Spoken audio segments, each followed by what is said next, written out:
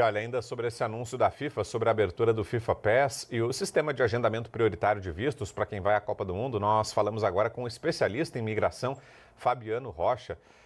Fabiano, o governo dos Estados Unidos destaca que ele não garante a aprovação do visto. É isso mesmo? Tem uma prioridade para quem vai para a Copa do Mundo, mas não necessariamente significa que essa pessoa vai ter o visto só porque conseguiu o ingresso. É isso? Boa noite, bem-vindo, Fabiano. Boa noite. Obrigado pelo convite. E, assim, em relação à determinação que começou a valer essa semana, um grande ponto é que os vistos que foram afetados são aqueles que são relacionados à imigração em si. Então, cuja intenção é justamente mudar permanentemente para os Estados Unidos. Mesmo os vistos de trabalho, ou até mesmo de turista, são considerados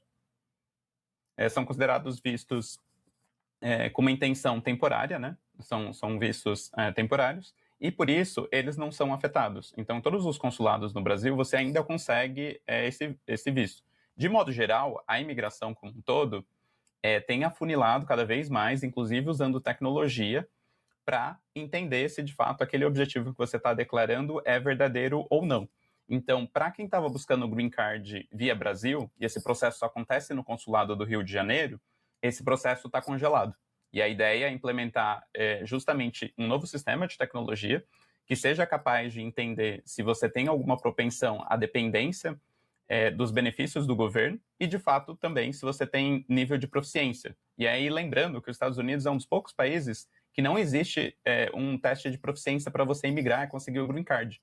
Então, ele era, de certa forma, extremamente democrático, né? Você tinha vistos para quem ia trabalhar, Green Card para quem ia trabalhar, para quem ia empreender, para quem queria investir e até mesmo para pessoas não qualificadas. Então, existem alguns programas para, por exemplo, você fritar hambúrguer no McDonald's, você fica 5 anos e depois você consegue o Green Card. Então, sempre foi muito aberto a imigração como um todo. A partir de agora, eles começam a fechar justamente para entender se você tem renda, você tem um patrimônio condizente com a sua mudança para os Estados Unidos, e os vistos temporários que ficam no consulado, eles já usam uma tecnologia muito mais avançada para entender, de fato, se existe uma fraude ou não. Então, eles não foram muito afetados. Então, o consulado no Brasil que passa a ser afetado é o do Rio de Janeiro para a emissão do Green Card.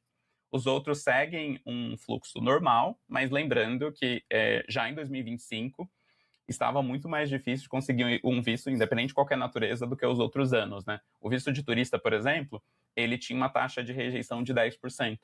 Hoje estima-se que já fica entre 15% a 20% com a nova administração.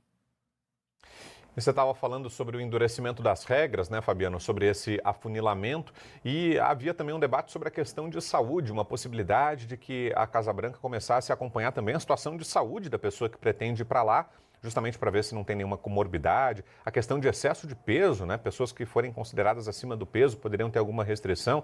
Explica melhor isso para a gente, Fabiano, e se isso foi colocado em Sim. prática, qual o motivo disso? O motivo é justamente o receio de depender do sistema americano. Os Estados Unidos é conhecido por justamente ser um dos países com a saúde mais cara do mundo. Então, existe uma preocupação nesse sentido. E aí foi colocado essa orientação. Algumas pessoas até não acreditaram, né? Porque como assim, a partir de agora eu não posso ser obeso para imigrar? E aí, como foi uma orientação interna, a gente não tem clareza, de fato, se isso foi implementado ou não. Na média, provavelmente vai acontecer uma preocupação maior com saúde nesse sentido de gerar uma dependência dos serviços do Estado. E um ponto importante, né, que aí a gente está falando de restrições desde proficiência, que envolve a sua vida financeira e envolve também a sua saúde.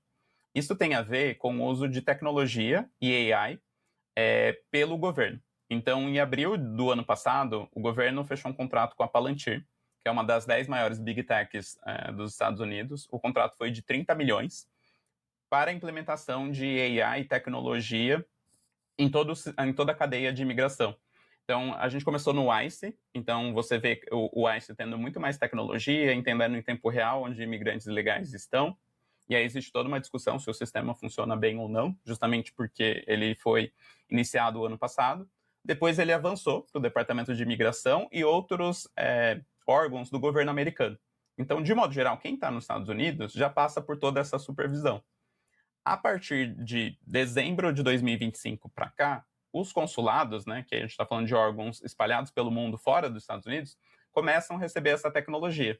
E a ideia é justamente monitorar todos os aspectos para remover, não aprovar candidatos que eles não julguem interessante ou que eles tenham receio de existir essa dependência do governo. Então, por isso que se mistura, né, o assunto desde a proficiência de inglês até a saúde e o lado financeiro. Podem existir outras variáveis também, como pagamento de imposto, antecedentes criminais. Hoje, a AI trouxe justamente esse poder de monitorar todos os dados e a Palantir se tornou a empresa responsável por executar esse plano de ação que compila todos os dados em tempo real e, inclusive, já dá um bom direcionamento ali para o oficial de imigração se faz sentido ou não aquela pessoa avançar no processo de visto. Inclusive, no caso de visto de turista, muita gente acha que a decisão ela é completamente tomada ali no momento da imigração, mas para quem já passou por essa etapa, sabe que em alguns momentos dura menos de 1 minuto. Então, seria incoerente o oficial julgar ali baseado numa resposta só de 1 minuto.